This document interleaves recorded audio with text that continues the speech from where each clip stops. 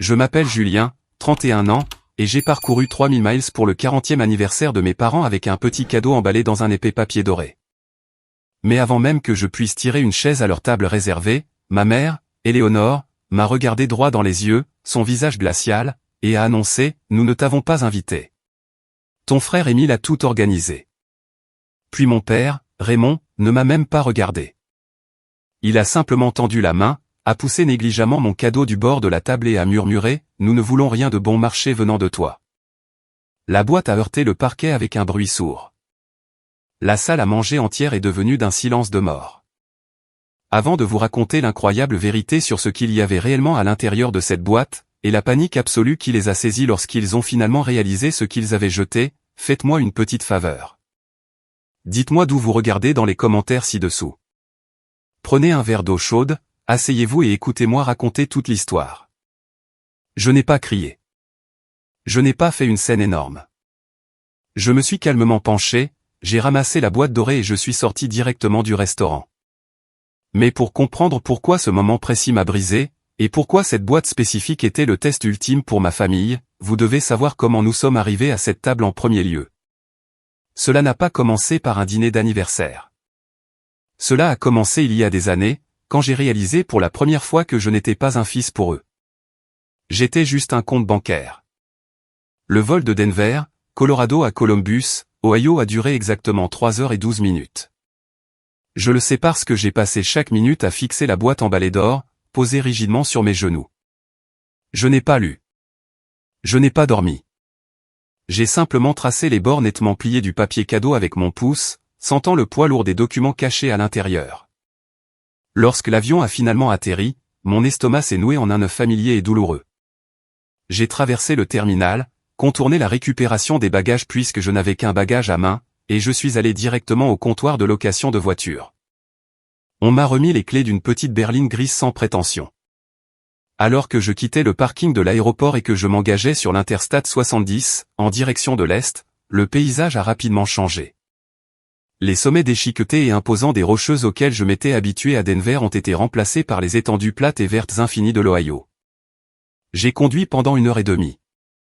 L'autoroute s'est finalement rétrécie en route de campagne à 2 voies. Chaque borne kilométrique, chaque silo à grains, chaque panneau d'affichage usé semblait être un fantôme d'un passé que j'avais désespérément essayé de fuir. J'ai dépassé l'ancienne station-service sur la route 31 qui prétendait fermer bientôt depuis que j'étais au collège. J'ai dépassé la quincaillerie où mon père avait l'habitude d'acheter ses outils. Et puis, à exactement 16h15 de l'après-midi, j'ai tourné sur Maple Drive dans la ville de Hardin. Population à peine 4000 habitants. La maison était là. Elle ressemblait exactement à la même. Le même revêtement marron délavé qui avait toujours besoin d'une nouvelle couche de peinture mais n'en recevait jamais. La même clôture grillagée affaissée séparant notre jardin de la propriété de Madame Dubois. La même allée en béton fissuré où je me raclais les genoux enfant. Mais aujourd'hui, la maison était parée. De brillants ballons argentés et dorés étaient solidement attachés à la boîte aux lettres rouillées. Une immense bannière imprimée professionnellement pendait tout le long de la balustrade du porche. Elle indiquait en lettres noires audacieuses « Joyeux 40e anniversaire, Raymond et Éléonore ». La rue était absolument bondée. Des voitures étaient garées des deux côtés de la route sur tout un pâté de maisons. J'ai reconnu le pick-up Ford déglingué de oncle René. J'ai vu la Jeep rouge de mon cousin Benoît.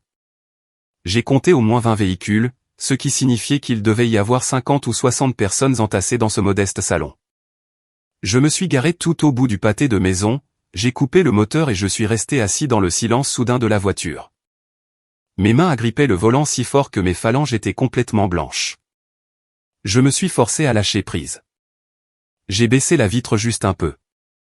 Le vent vif d'octobre portait le son distinct de conversations fortes et d'une chanson de musique country étouffée jouant à travers les murs de la maison. C'était le son d'une fête de famille. Une famille à laquelle j'étais censé appartenir. 60 personnes à l'intérieur, riant, mangeant, buvant, et aucune d'entre elles ne s'attendait à ce que je franchisse cette porte. J'ai regardé la boîte dorée sur le siège passager. Le coin du papier cadeau s'était légèrement froissé pendant les turbulences du vol. Je l'ai soigneusement lissé avec mon index. Le doute, froid et lourd, a commencé à me monter à la gorge. Et si j'entrais et que rien ne changeait ? Et si tout ce voyage n'était qu'une marche directe vers un autre peloton d'exécution? Je suis resté dans cette voiture pendant 10 bonnes minutes, observant la lumière du soleil de l'après-midi filtrer à travers les feuilles d'automne mourantes. J'ai pris une longue et profonde inspiration, la retenant dans mes poumons jusqu'à ce qu'ils brûlent. Puis j'ai saisi la boîte, ouvert la portière de la voiture et je suis sorti sur le trottoir. La marche de ma voiture au porche d'entrée faisait peut-être 30 mètres. J'ai eu l'impression de marcher vers ma propre exécution. J'ai gravi les 3 marches en bois du Porsche. Je pouvais sentir l'odeur du célèbre Ziti au four de tante Sophie rayonnant à travers la moustiquaire. J'ai saisi la poignée. Elle a produit le même grincement aigu qu'elle avait toujours eu. Je l'ai ouverte et j'ai franchi le seuil de l'entrée. Le salon était méconnaissable. Tous les meubles avaient été poussés pour faire de la place à des tables pliantes louées et assemblées en un grand L. Les tables étaient recouvertes de nappes blanches impeccables. Des chaises pliantes empruntées au centre communautaire local tapissaient chaque centimètre des murs. Il y avait de coûteux centres de tables floraux. C'était clairement l'œuvre de mon frère aîné Émile. Il ne manquait jamais une occasion d'étaler son argent pour avoir l'air important. Dans le coin, une grande télévision à écran plat diffusait un diaporama en boucle. Des photos de maman et papa à leur mariage, des photos d'eux en vacances, des photos d'eux tenant Émile bébé, Émile diplômé, Émile tenant un poisson. Je l'ai regardé pendant 1 minute entière. Je n'étais sur aucune photo. Quelques têtes se sont tournées vers l'entrée. Madame Dubois, la commère du quartier qui savait tout des divorces, des batailles pour la garde et des comptes bancaires de chacun, se tenait près du porte-manteau. Elle s'est arrêtée de croquer dans un petit pain, ses yeux s'écarquillant. « Julien », dit-elle. Elle ne l'a pas murmuré. Elle l'a dit assez fort pour que le son traverse la musique. La réaction a été instantanée. Le murmure des conversations s'est éteint d'une mort subite et non naturelle. Des fourchettes ont teinté sur des assiettes en carton. 60 paires d'yeux se sont détournés de leur conversation et se sont fixés sur moi. Puis ses yeux ont glissé vers la boîte dorée reposant dans mes mains et sont lentement remontés vers mon visage. Le silence était épais, suffocant et incroyablement gênant. J'ai balayé la mer de visages. J'ai vu oncle René debout près du refroidisseur de boissons, la mâchoire relâchée. J'ai vu mon cousin Benoît appuyé contre le mur, croisant les bras de manière protectrice. Puis je l'ai trouvée, tante Sophie, la sœur cadette de ma mère. Elle se tenait juste près de la porte cintrée menant à la cuisine, tenant une tasse en plastique de thé glacé. Au moment où elle m'a vu, elle s'est figée. Ses yeux ont dardé vers la boîte dorée, et une lumière féroce et connaisseuse a jailli dans ses yeux. Elle savait exactement ce que je portais. Nous avions gardé ce secret massif pendant 5 ans. Et dans ce seul bref regard à travers une pièce bondée et silencieuse, nous avons silencieusement tout communiqué. Je lui ai fait un micro-hochement de tête. Elle a pincé les lèvres et a hoché la tête en retour. Du bout de la longue table, la foule s'écarta légèrement. Émile s'avança. Il tenait un verre de champagne en plein milieu d'un toast. Il portait un costume bleu marine impeccable, visiblement coûteux. Au moment où il posa les yeux sur moi, son sourire charismatique s'évanouit, remplacé par une grimace tendue et paniquée. Il se força à sourire à nouveau, mais son regard ne suivit pas. Il posa son verre de champagne et marcha vers moi. Il n'offrit pas d'étreinte. Il n'offrit pas de poignée de main. Il s'arrêta à quelques centimètres de mon visage et siffla entre ses dents, « Qu'est-ce que tu fais ici ?» Je t'ai spécifiquement dit, « Papa ne voulait pas de toi ici. » Je ne sciais pas. Je ne baissais pas la voix pour m'adapter à la sienne. Je parlais clairement et calmement, je suis venu offrir leur cadeau d'anniversaire à maman et papa. Émile ricana, ses yeux dardant vers la boîte. C'est quoi ça? Une bêtise bon marché de dernière minute que tu as ramassée à la boutique de souvenirs de l'aéroport? Tu dois partir avant de leur gâcher la soirée. Je l'ignorais. Je le contournais physiquement, le forçant à reculer et à regarder vers le bout de la table. Mon père, Raymond, avait tourné sa chaise. Il portait sa chemise du dimanche, raide et repassée, les bras croisés sur sa poitrine comme une barricade. À côté de lui était assise ma mère, Éléonore. Ses mains reposaient sur la table, déchirant nerveusement une serviette en papier en minuscules morceaux. Je marchais droit vers eux. La foule s'écarta pour moi comme la mer Rouge. Personne ne dit un mot. Quand j'atteignis la table, je m'arrêtai. Maman leva les yeux vers moi. Pendant une fraction de seconde, je vis quelque chose dans ses yeux. Peut-être le choc, peut-être un éclair de reconnaissance maternelle, mais il fut instantanément englouti par la peur alors qu'elle jetait un coup d'œil de côté à mon père. « Julien » dit maman. Sa voix était petite, légèrement tremblante, mais dans cette pièce silencieuse, elle résonna. « Nous ne t'avons pas invité. Ton frère a tout organisé. » Les mots me frappèrent comme un coup physique à la poitrine. 60 personnes entendirent ma propre mère me dire cela. Je sentis la chaleur monter à mon visage, mais je gardai ma posture complètement droite. « Je sais, dis-je, ma voix remarquablement stable, mais je suis venu quand même parce que c'est votre 40e anniversaire, et j'ai quelque chose pour vous et papa. » Je m'avançai et plaçai délicatement la boîte dorée sur la nappe blanche, juste au centre entre un vase de lys et leur énorme gâteau d'anniversaire. Les lumières du plafond accrochèrent la feuille d'or. Papa fixa la boîte. Il ne me regarda pas. Il regarda juste le papier brillant. Les muscles de sa mâchoire se contractèrent et se crispèrent. Une veine pulsait sur sa tempe. Sans un mot de salutation. Sans une seule question sur la façon dont j'allais, il tendit sa main droite épaisse et calleuse. Il ne se contenta pas de pousser la boîte. Il la frappa. Sa paume frappa le côté de la boîte, la faisant glisser violemment sur la table. Elle s'envola du bord et heurta le parquet avec un bruit fort et lourd. Un coin du magnifique papier cadeau doré se déchira, exposant le carton brun uni en dessous. Plusieurs personnes dans la pièce haltèrent à voix haute. Tante Sophie fit un pas en avant mais se retint. « Nous ne voulons rien de bon marché de ta part, » hurla papa. Sa voix était un coup de tonnerre. Il voulait que tout le monde dans la pièce l'entende. Il pointa un doigt vers Émile, qui se tenait derrière moi, l'air incroyablement suffisant. « Ton frère a payé cette fête. Ton frère a payé cette maison. Il s'est montré. Tu nous as abandonnés. » Je restai parfaitement immobile. Je regardais la boîte déchirée sur le sol. Je regardais le visage rouge furieux de mon père. Je regardais ma mère, qui avait les yeux fermés, refusant d'intervenir. Et puis je regardais Émile, qui portait l'expression d'un homme qui avait gagné à la loterie. Je me suis lentement penché. J'ai ramassé la boîte. J'ai utilisé mon pouce et j'ai soigneusement lissé le rabat déchiré du papier doré, prenant mon temps, laissant le silence assourdissant de la pièce s'étirer. Je me suis relevé et j'ai regardé mon père droit dans les yeux. « Je ne suis pas venu ici pour supplier votre attention, dis-je, ma voix portant jusqu'à chaque coin de la pièce. Je suis venu vous donner quelque chose pour lequel j'ai travaillé les 5 dernières années de ma vie, mais je ne resterai pas ici pour être humilié par vous parce que je vous aime. » Je n'ai pas attendu de réponse. J'ai tourné les talons et j'ai retraversé la foule. Personne n'a bougé pour m'arrêter. Personne n'a dit un mot.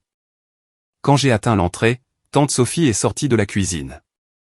Elle a tendu la main et m'a attrapé le bras. Sa prise était de fer.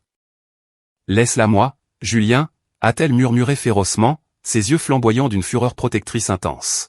« Fais-moi confiance. » J'ai hésité une seconde. Puis je lui ai tendu la boîte dorée. J'ai ouvert la moustiquaire, j'ai descendu les marches du Porsche, je suis monté dans ma voiture de location et je suis parti. Alors que je reprenais l'autoroute, je savais que le compte à rebours avait commencé. Pour comprendre pourquoi cette boîte était sur le point de déchirer la réalité de ma famille, je dois vous ramener 5 ans en arrière, au jour où j'ai réalisé que j'étais entièrement invisible. En grandissant à Ardennes, Ohio, mon frère Émile était l'enfant prodige et j'étais l'ombre. Ce n'était pas seulement une légère préférence. C'était une loi fondamentale de la physique dans notre foyer. Émile était bruyant, athlétique et possédait une langue d'argent qui pouvait le tirer de n'importe quel pétrin.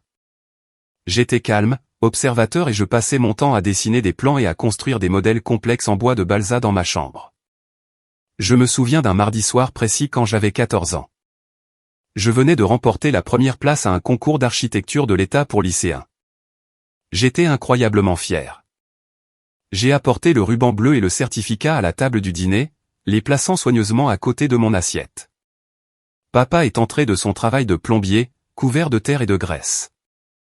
Il a passé devant mon certificat, est allé directement à Émile, et lui a tapé sur l'épaule. Émile venait d'intégrer l'équipe de baseball junior en tant que receveur remplaçant. Nous avons passé tout le dîner à parler de la moyenne au bâton d'Émile. Mon ruban bleu a été repoussé par un bol de purée de pommes de terre et a finalement été taché de sauce. Papa avait une blague terrible qu'il aimait raconter quand nous avions des invités. Il se tenait près du grill, pointait sa spatule vers Émile et disait « Émile a le cerveau et les muscles ». Puis il me désignait du doigt, riait et disait « Et Julien, eh bien, Julien et Julien ». Tout le monde riait. J'ai appris à forcer un sourire et à rire avec eux parce que me mettre en colère ne faisait que me faire passer pour jaloux. Quand j'ai eu 26 ans, j'ai reçu une offre d'emploi incroyable. Un cabinet d'architecture de taille moyenne à Denver, Colorado, m'a offert un poste d'associé junior. Cela venait avec un salaire de départ décent et la promesse d'une vraie carrière. J'ai rangé toute ma vie dans le coffre de ma vieille Honda Civic déglinguée. Le matin de mon départ, la maison était étrangement silencieuse. J'ai trouvé papa dans la cuisine, allongé sur le dos sous l'évier, en train de visser un tuyau. Je me tenais dans l'embrasure de la porte, mon sac de voyage sur l'épaule. « Papa, dis-je, je pars. Je conduis jusqu'à Denver aujourd'hui. » Il n'est pas sorti de sous les armoires. Il n'a pas lâché sa clé à molette. Il a juste grommelé de l'ombre, bien. Une bouche de moins à nourrir ici. Je suis resté là pendant 5 secondes, attendant un « fais attention » ou un « je t'aime ». Rien n'est venu. Je suis sorti, je suis monté dans ma voiture et j'ai quitté l'Ohio avec une boule dans la gorge si grosse que je pouvais à peine avaler. Denver était un monde complètement différent. L'altitude était difficile, le loyer était élevé et je ne connaissais personne. Mais je me suis jeté à corps perdu dans mon travail. Je suis resté tard. Je suis venu les week-ends et j'ai lentement commencé à construire une vie. Et puis j'ai rencontré Chloé. Chloé était une graphiste qui travaillait dans l'immeuble d'en face. Nous nous sommes rencontrés par hasard dans un café et elle a accidentellement renversé la moitié d'un latte glacé sur mes plans. Elle était mortifiée. J'étais subjugué. Chloé était la première personne de ma vie à me regarder et à ne pas chercher immédiatement quelqu'un de mieux derrière moi. Elle m'a vu pour exactement qui j'étais et elle m'a aimé pour cela. Même si je construisais une nouvelle vie, j'essayais toujours désespérément de m'accrocher à l'ancienne. Pendant les 2 premières années à Denver, j'ai appelé la maison de mes parents tous les dimanches à 19h. Maman répondait peut-être une fois par mois. Elle me donnait de brèves nouvelles pressées sur la météo ou les voisins. Papa n'a jamais pris le téléphone. Il est occupé dans le garage, disait toujours maman. J'ai essayé d'envoyer un SMS à Émile. Salut, comment ça va à la maison, j'écrivais. Quelques jours plus tard, il répondait, occupé. Tu sais comment est papa. Toujours en colère que tu aies abandonné la famille pour un travail chic en ville. Ne le prends pas personnellement. J'ai refusé d'abandonner. J'ai passé 3 semaines à sculpter méticuleusement une magnifique horloge en acajou pour l'anniversaire de papa. Je l'ai poncée, teinte et expédiée par courrier prioritaire. J'ai suivi le colis. Il est arrivé un mardi. Le mercredi est arrivé, pas d'appel. Le jeudi, rien. Finalement, j'ai appelé Émile et lui ai demandé si papa avait aimé l'horloge. Émile a soupiré lourdement dans le téléphone, semblant épuisé par ma simple existence. Écoute, Julien, je ne sais pas comment te dire ça. Ils l'ont jeté. Papa n'a même pas voulu ouvrir la boîte. Je suis désolé, mec. Cela m'a brisé. J'ai arrêté d'appeler tous les dimanches. J'ai arrêté d'envoyer des cadeaux. Je me suis entièrement concentré sur Chloé et ma carrière, obtenant finalement une promotion majeure au poste d'architecte principal. Je gagnais un excellent salaire. Chloé et moi parlions de mariage et nous avions même commencé à mettre de l'argent de côté sur un compte d'épargne à haut rendement.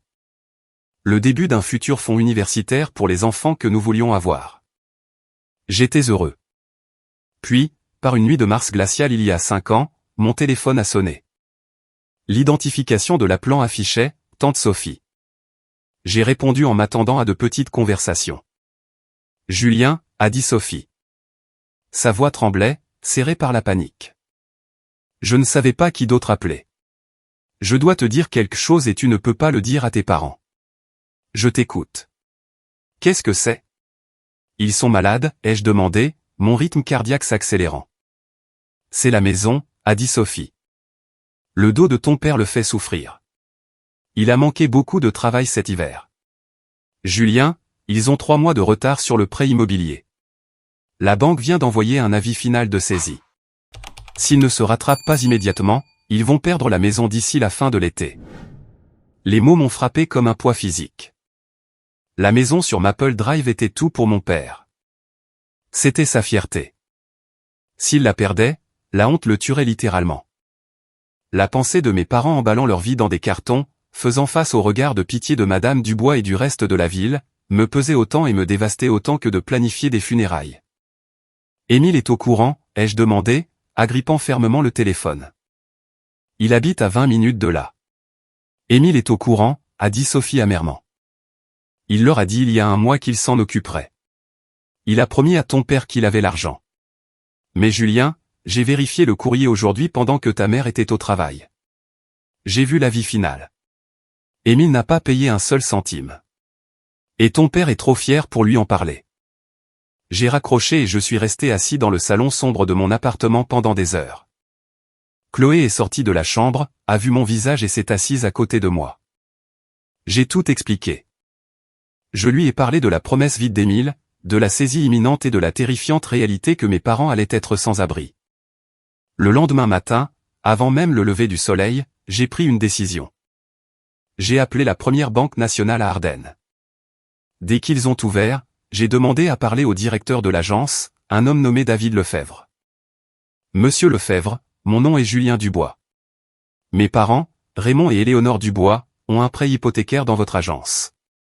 J'ai dit que David était professionnel mais prudent. Je ne peux pas discuter des détails des comptes sans leur autorisation, monsieur Dubois. Je n'ai pas besoin de discuter des détails, les jeux interrompus. Je sais qu'ils ont 3 mois de retard et qu'ils sont menacés de saisie. Je veux payer les arriérés aujourd'hui en totalité et je veux mettre en place un virement automatique de mon compte à Denver pour couvrir leur paiement hypothécaire exact chaque mois jusqu'à ce que la maison soit entièrement remboursée. Il y eut un long silence sur la ligne. J'ai entendu David taper sur son clavier. Monsieur Dubois, c'est un engagement financier très important. De plus, quelqu'un d'autre a appelé cette agence il y a 2 semaines, prétendant être un membre de la famille, et a dit qu'il allait régler le compte. Ils n'ont jamais donné suite. C'était mon frère Émile, ai-je dit froidement. Ignorez-le. Il ne paiera pas. C'est moi. Mais j'ai une condition absolue non négociable.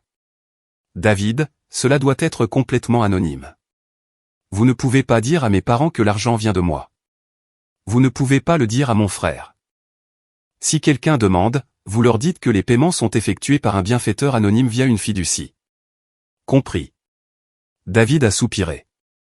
Je peux le configurer de cette façon, mais vous comprenez que vous n'obtiendrez aucun crédit pour cela, n'est-ce pas? Je ne veux pas de crédit. J'ai dit. Je veux qu'ils gardent leur maison. Le paiement mensuel était exactement de 2300 $. C'est une somme d'argent massive à perdre de votre budget du jour au lendemain. Quand j'ai dit à Chloé ce que j'avais fait, je me suis préparé à une dispute. Je m'attendais à ce qu'elle crie, à ce qu'elle me dise que j'étais fou de sacrifier notre avenir pour une famille qui me traitait comme une ordure. Au lieu de cela, Chloé s'est dirigée vers la table de la cuisine, a sorti son ordinateur portable et a ouvert notre feuille de calcul de budget partagé. Elle a surligné la ligne intitulée « Voyage d'anniversaire au Mexique » et a appuyé sur « Supprimer ». Puis elle a surligné la ligne intitulée « Futur fonds universitaire » et a réduit la contribution mensuelle à 0. D'accord, a dit Chloé, me regardant avec des yeux remplis d'une détermination féroce. Nous mangerons à la maison à partir de maintenant. Nous annulerons le câble. Nous ferons en sorte que cela fonctionne parce que c'est ce que tu es, Julien. Et c'est pourquoi je t'aime. Pendant 2 ans, nous avons saigné financièrement.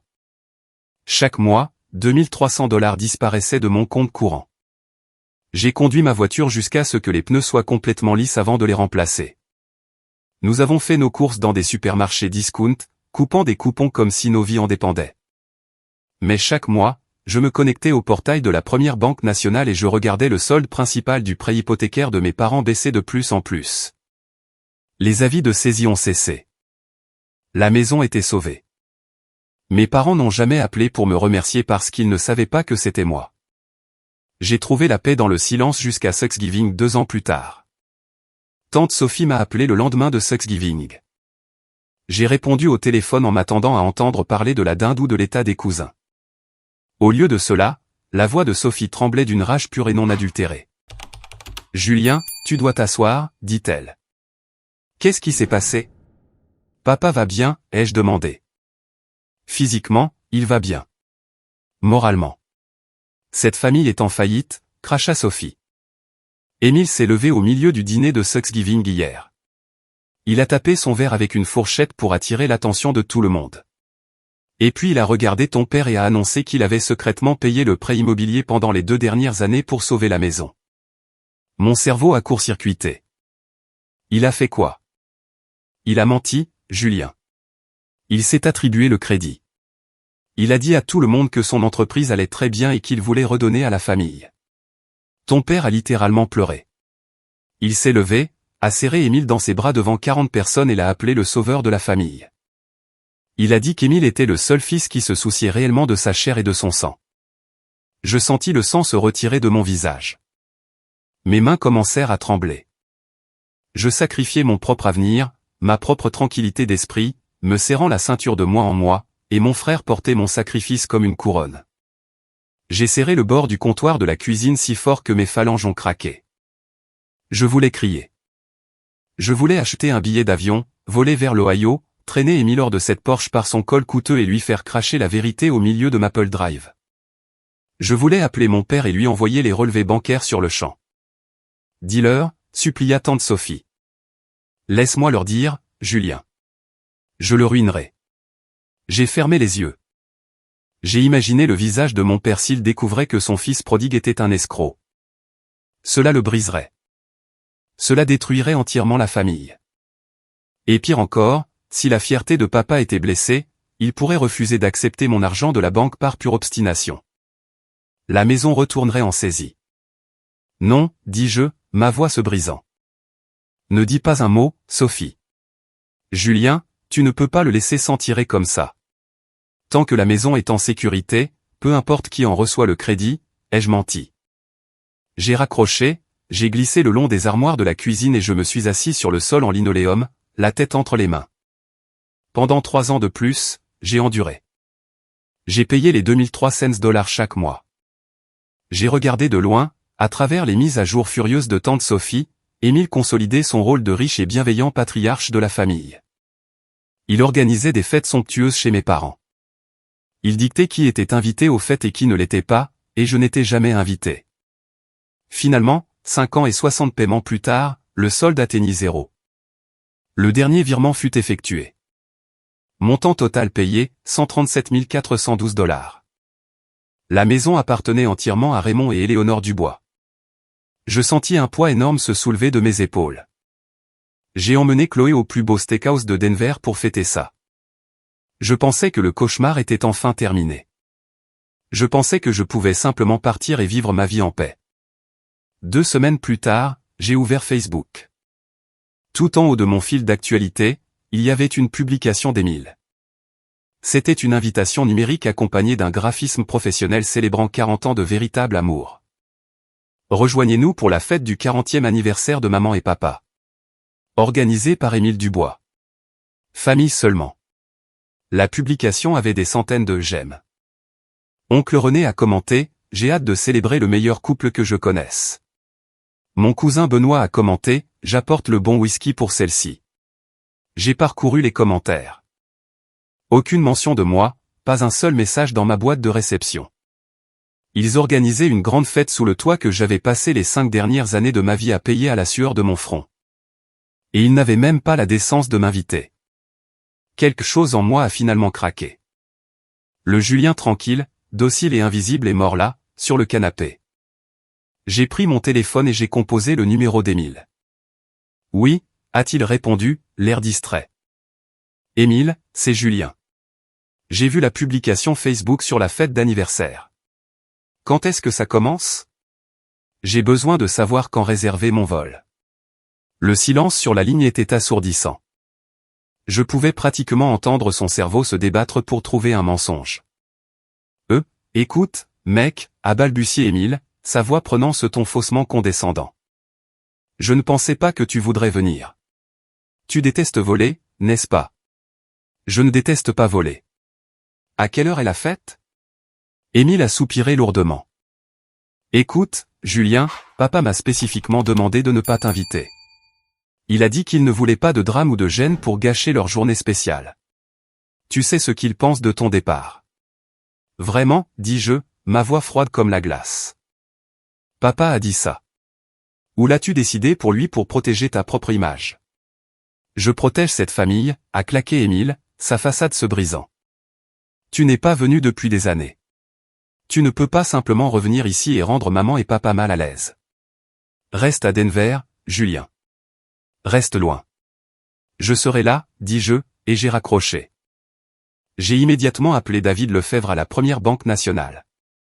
David, le compte est réglé, dis-je. J'ai besoin que vous m'envoyiez par courrier express le certificat officiel notarié de mainlevée d'hypothèque avec le sceau d'or de la banque.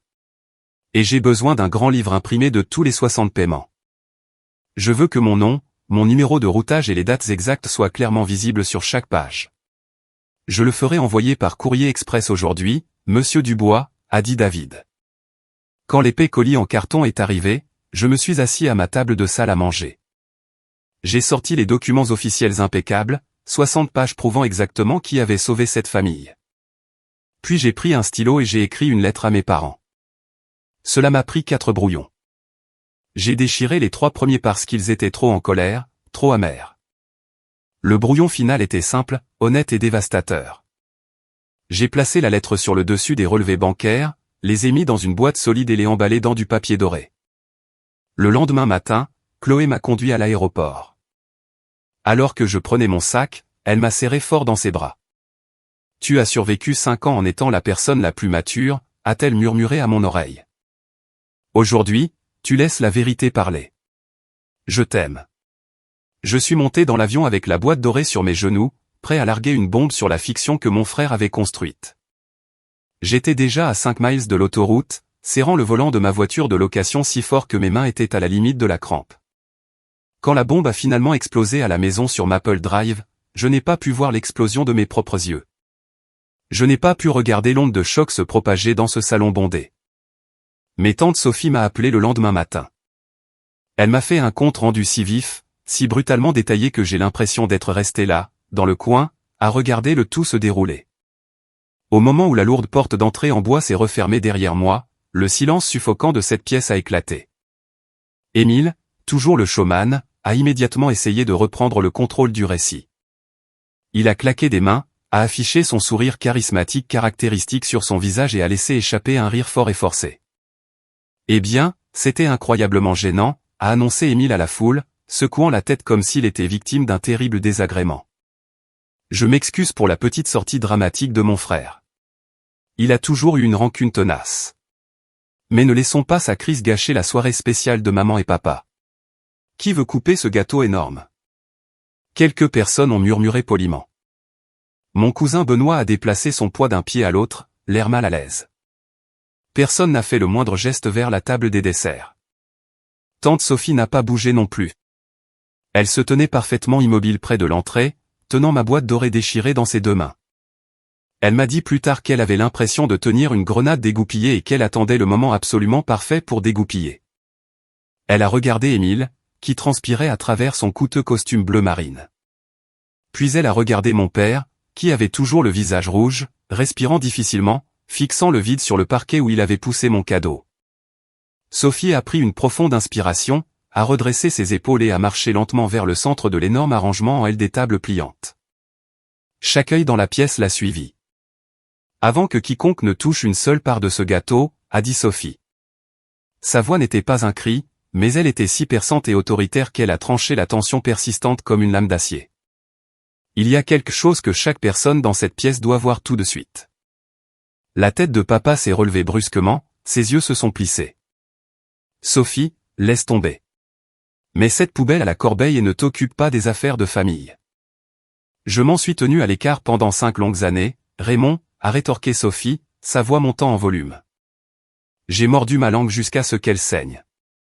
Cela s'arrête maintenant. Émile a réalisé ce qui se passait. Il a agi vite. Il s'est précipité vers elle, tendant la main pour arracher la boîte. Tante Sophie, allez. Ce n'est pas le moment ni l'endroit pour ça. Donne-moi la boîte. Laisse-moi juste la jeter dehors.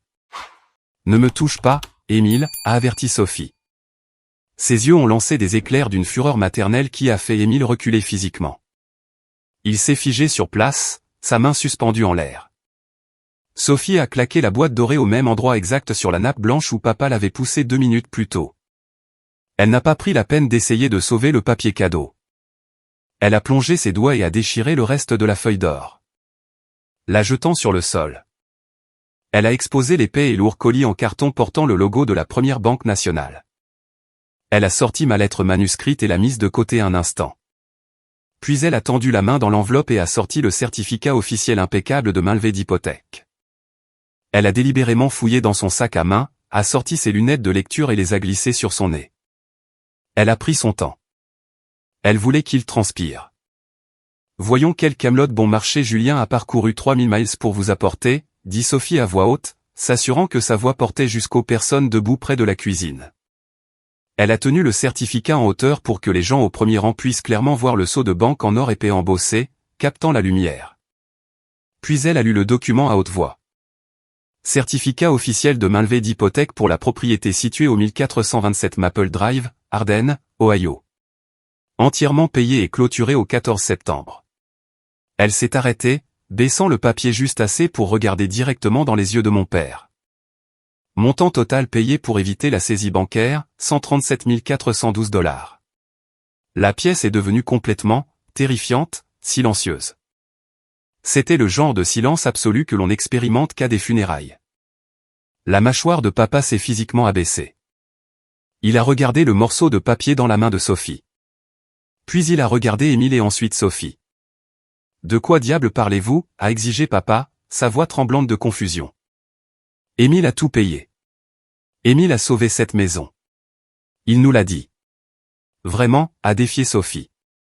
Elle a de nouveau plongé la main dans l'enveloppe en carton et a sorti l'énorme pile épaisse de relevés bancaires, 60 pages distinctes.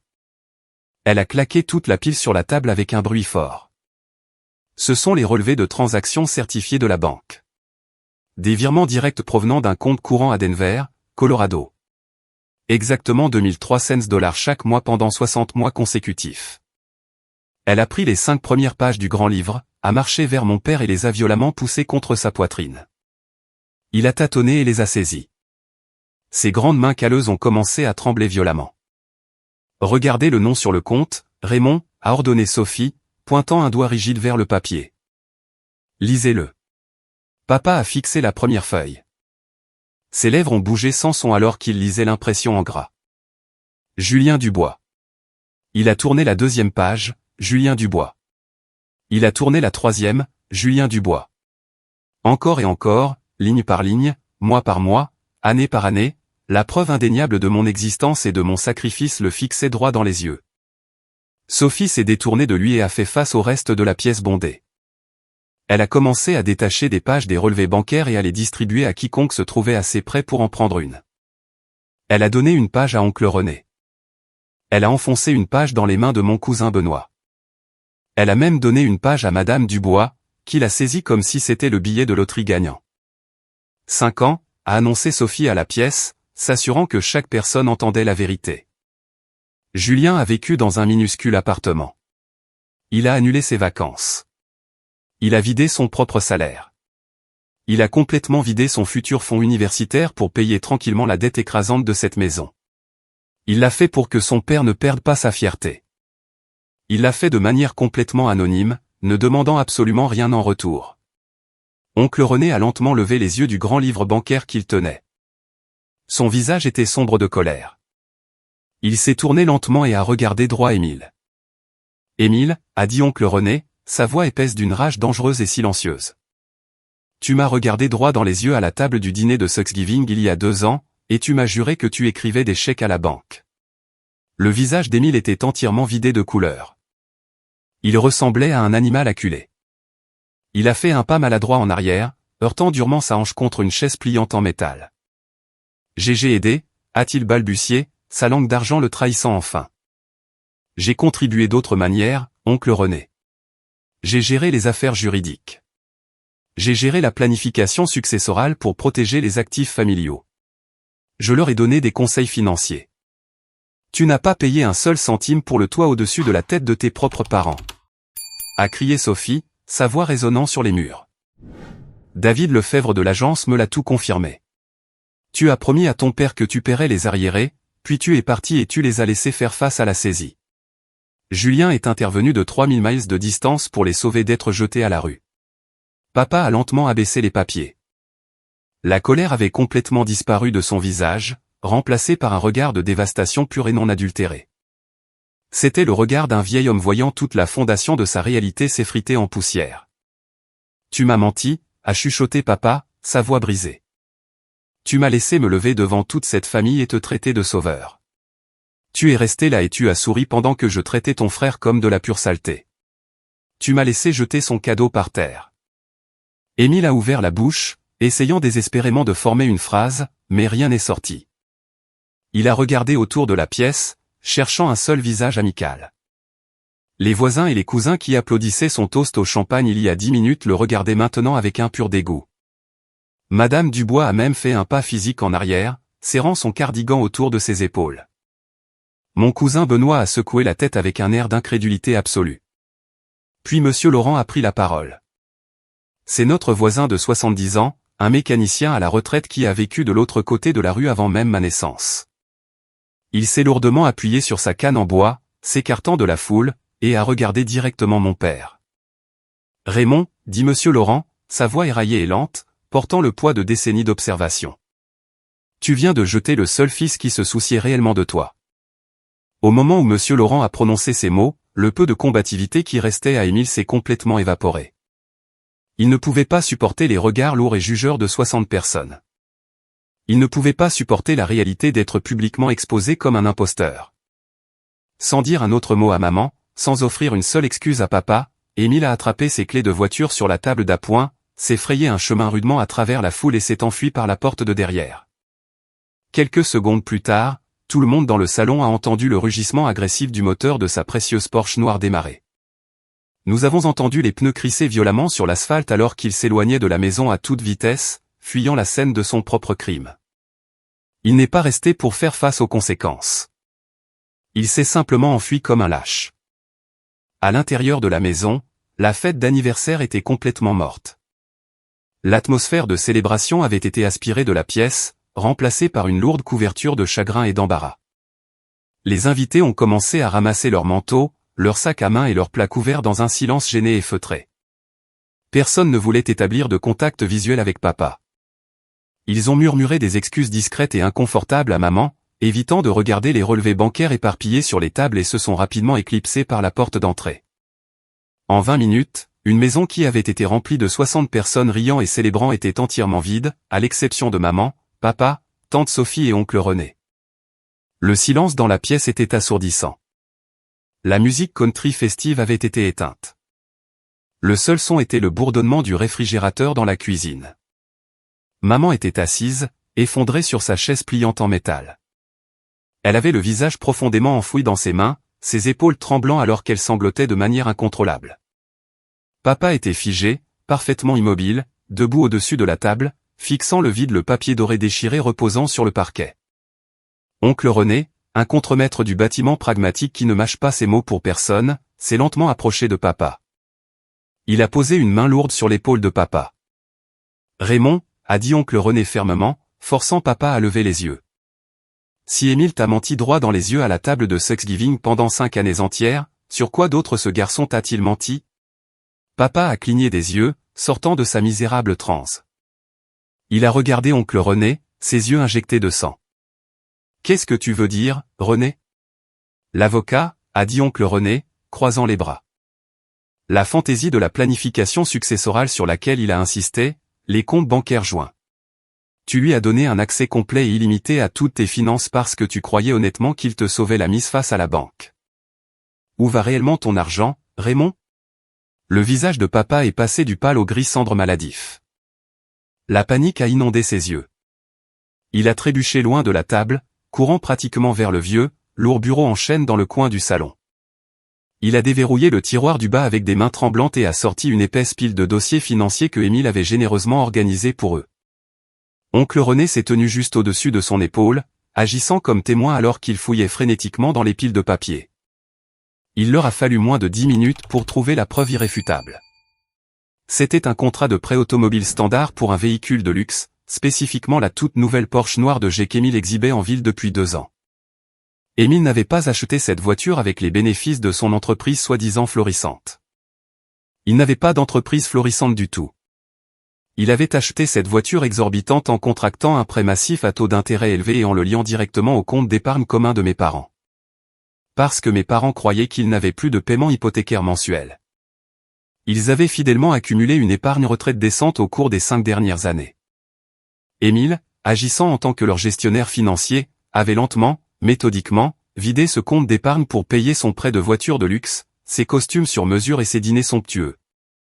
Il avait littéralement volé leur sécurité financière, leur filet de sécurité durement gagné pour financer son style de vie faux et arrogant. Papa a laissé échapper un son qui était à moitié un halètement, à moitié un sanglot. Il s'est effondré en arrière dans son fauteuil usé. Les documents seuls ont glissé de ses mains tremblantes et se sont éparpillés comme des feuilles mortes sur le sol. Il a mis sa tête entre ses genoux et a pleuré. Tante Sophie m'a dit plus tard que c'était un son vraiment terrifiant. Mon père était un homme dur, incroyablement fier, têtu. L'entendre craquer et pleurer comme un animal blessé était quelque chose que personne dans la famille n'avait jamais vu de toute sa vie de 64 ans. Je l'ai repoussé, répétait papa. Sa voix étouffée par de lourds sanglots, se balançant d'avant en arrière. J'ai poussé le cadeau de mon propre fils de la table. Je l'ai traité d'étranger en face. Maman a soudainement cessé de pleurer. Elle s'est levée de sa chaise pliante. Elle a essuyé son visage mouillé avec ses mains, étalant son maquillage. Elle s'est dirigée vers la table principale, a délicatement ramassé ma lettre manuscrite que Sophie avait mise de côté et l'a serrée fort contre sa poitrine. Elle a regardé papa avec une expression féroce et intransigeante. « Appelle-le », exigea-t-elle. Papa tâtonna dans sa poche, sortit son téléphone portable et composa mon numéro.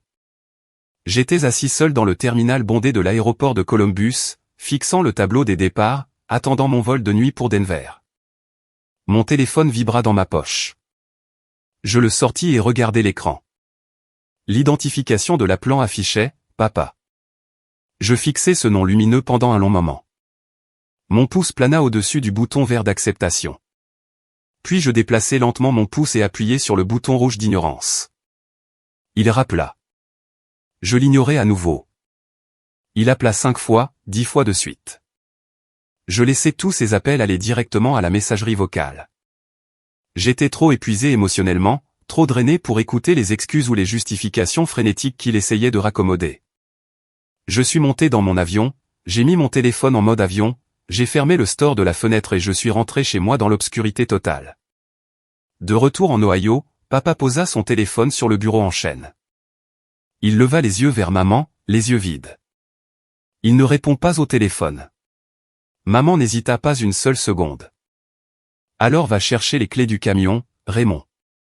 Nous allons à Denver tout de suite. Éléonore, sois raisonnable. C'est 14 heures de route, protesta papa faiblement, l'air totalement vaincu. C'est le milieu de la nuit. Nous sommes épuisés. Je me fiche que ça nous prenne 14 ans pour y arriver, dit maman, sa voix plus dure et plus résolue qu'elle ne l'avait jamais été de tout leur mariage. Nous allons chez notre fils, et nous ne quitterons pas son Porsche avant qu'il ne sorte et ne nous regarde dans les yeux. Va chercher les clés. À 3 heures du matin, papa sortit son pick-up blanc vieux de 10 ans et poussiéreux de l'allée. Maman monta sur le siège passager, tenant un grand thermos de café noir et la boîte dorée, que Sophie avait soigneusement scellée de nouveau. Ils quittèrent le quartier, s'engagèrent sur l'autoroute sombre et roulèrent vers l'ouest. Ils ne s'arrêtèrent pas pour se reposer à l'hôtel. Ils ne s'arrêtèrent que pour l'essence et les pauses toilettes. Ils roulèrent silencieusement à travers les plaines plates de l'Ohio, à travers les champs de maïs infinis de l'Indiana et de l'Illinois, traversèrent le pont vers l'Iowa, sur les vastes étendues du Nebraska, et directement dans l'altitude croissante du Colorado. Ce furent 14 heures exténuantes, épuisantes de lignes d'autoroute, de café brûlé et de culpabilité suffocante et accablante. Je me suis réveillé le lendemain matin à Denver, me sentant incroyablement étrange. Pour la première fois depuis 5 ans, ma poitrine ne me semblait plus serrée.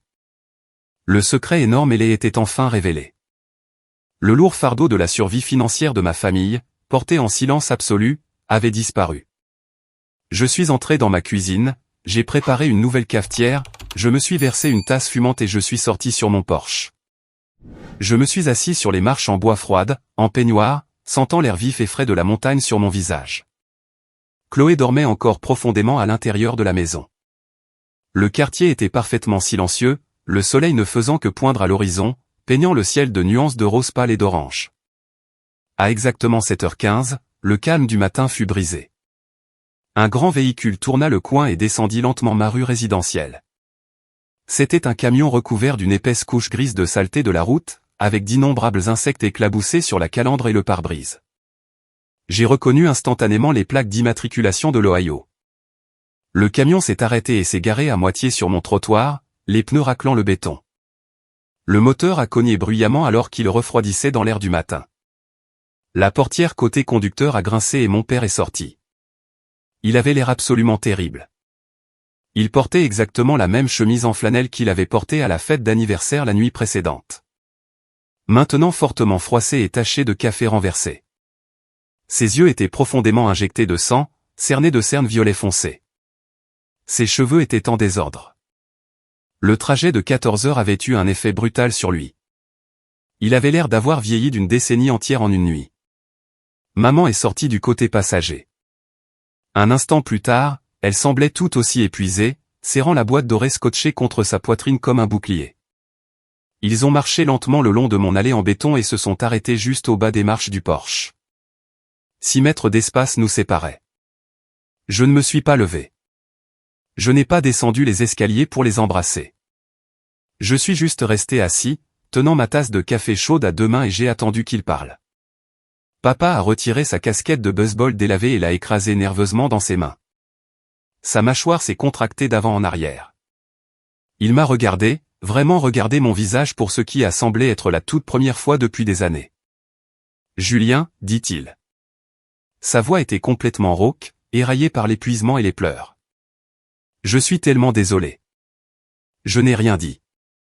Je l'ai juste regardé, laissant le poids de ces 3 mots planer dans l'air froid du matin. J'étais aveugle, continua papa, des larmes montant dans ses yeux rouges et épuisés et se déversant sur ses joues. Il se tenait là, au bas des escaliers, un homme brisé et humble, attendant un verdict qu'il estimait ne pas mériter. Avant que je puisse formuler une réponse, maman monta la première marche en bois. Son visage était strié de larmes séchées, sa posture affaissée. « Julien, il y a autre chose, dit maman, sa voix tremblant violemment. Quelque chose que tu dois savoir, et c'est la raison pour laquelle je n'ai pas pu dormir pendant des années. » Elle prit une profonde inspiration saccadée, serrant plus fort la boîte dorée. Je savais, je fronçai les sourcils, mon front se plissant de profonde confusion. Tu savais quoi? Je savais qu'Émile ne payait pas le prêt hypothécaire, avoua-t-elle. Les mots jaillirent de sa bouche comme une confession lourde et empoisonnée qu'elle ne pouvait plus retenir. Vers la 3e année, je cherchais une recette de pain de viande dans le tiroir du bas du bureau. J'ai trouvé une lettre de la banque qu'Émile avait accidentellement laissée traîner. Elle montrait le numéro de routage de la personne effectuant les virements mensuels. Ce n'était pas la banque locale d'Émile. Et je savais qu'Émile était toujours fauché, demandant toujours à ton père des prêts à court terme. Au fond de moi, Julien, je savais que ça devait être toi. Tu étais le seul à avoir un emploi stable dans une grande ville. Tu étais le seul suffisamment responsable pour le faire réellement. Je la fixais, mon cœur battant soudainement un rythme frénétique contre mes côtes. Tu savais pendant 2 ans. Tu savais que je le payais. Et tu as laissé papa donner tout le crédit à Émile. Tu es resté là et tu as laissé papa me dire ces choses horribles année après année. Maman se mit à sangloter. Elle tomba à genoux là, sur la marche en béton dur. J'avais peur, Julien. J'avais tellement peur. Ton père était enfin heureux. Il était si fier d'Émile. Si je lui avais dit la vérité, si j'avais exposé son fils chéri comme un menteur et un voleur, le choc l'aurait détruit. Cela aurait provoqué une bagarre énorme. J'avais peur qu'il demande le divorce. J'avais peur de déchirer toute la famille. J'ai choisi de maintenir la paix. J'ai choisi la facilité. Et en faisant cela, j'ai trahi mon propre fils. Je t'ai laissé souffrir en silence. Et je ne me pardonnerai jamais. Ce fut la dernière torsion brutale du couteau. Le silence que j'avais enduré de ma famille n'était pas seulement né de l'ignorance. C'était une complicité active, calculée. Ma propre mère savait que je me saignais à blanc pour eux, sacrifiant mon salaire et mon avenir, et elle a délibérément choisi de protéger un mensonge confortable plutôt que de me défendre. Je me suis lentement levé. J'ai posé ma tasse de café sur la balustrade en bois. Je les ai regardés tous les deux. Votre silence était un choix, maman, dis-je, ma voix étrangement calme, dépourvue de tout cri. Votre silence était une trahison. Vous avez protégé une fausse paix familiale au prix de ma santé mentale. Vous m'avez laissé croire que j'étais sans valeur. Et papa, vous avez choisi de croire un mensonge ridicule parce qu'il correspondait parfaitement au récit que vous avez toujours voulu. Que Émile était le vainqueur ultime et que j'étais la déception. Papa hocha la tête, les larmes coulant sur son visage, acceptant chaque mot. Il n'offrit pas une seule excuse. Mais je continuai, descendant une marche vers eux. Vous avez conduit 14 heures éprouvantes pendant la nuit pour vous tenir sur mon porche. Me regarder dans les yeux et admettre tout cela. Cela me dit qu'il reste un petit fragment de respect à sauver. J'ai énoncé mes conditions sur le champ. J'étais inflexible. Je leur ai dit que je les aimais, mais que la dynamique de notre relation allait changer de façon permanente. Je n'étais plus le fils invisible. Je n'étais plus le souffre-douleur émotionnel. Je leur ai dit qu'Émile était strictement et définitivement exclu de ma vie. S'ils essayaient un jour de prononcer son nom devant moi, ou s'ils essayaient un jour de négocier une réconciliation forcée entre nous, je changerais de numéro de téléphone, déménagerais et les quitterais pour toujours. Je leur ai dit qu'ils devaient prouver qu'ils voulaient réellement faire partie de ma vie par des actions cohérentes, et non par de simples excuses larmoyantes. Ils ont accepté absolument tout. Ils ont promis qu'ils feraient tout ce qu'il faudrait. Ils sont entrés chez moi, se sont assis à ma table de cuisine bon marché, Chloé leur a préparé le petit déjeuner, et pour la première fois en 31 ans de ma vie, nous nous sommes réellement assis et nous nous sommes parlé avec une honnêteté sincère. Cela fait exactement 3 mois depuis ce matin froid sur mon porche à Denver. De retour à Ardennes, Ohio, les retombées sociales furent absolues et impitoyables. Vous savez comment fonctionnent les petites villes. La nouvelle s'est répandue plus vite qu'un feu de forêt dans la brousse sèche. Le lundi matin suivant la fête d'anniversaire, tout le monde à l'épicerie, au restaurant local et à l'église savait exactement ce que Émile avait fait. Il est devenu un paria instantané et indéniable. Les gens ont cessé de répondre à ses appels téléphoniques. Les amis qui avaient l'habitude de boire son whisky cher ne voulaient plus être vus debout à côté de lui. Sans accès au compte bancaire de mes parents pour siphonner leurs économies, Émile n'a pas pu faire face au paiement mensuel massif de son faux style de vie luxueux.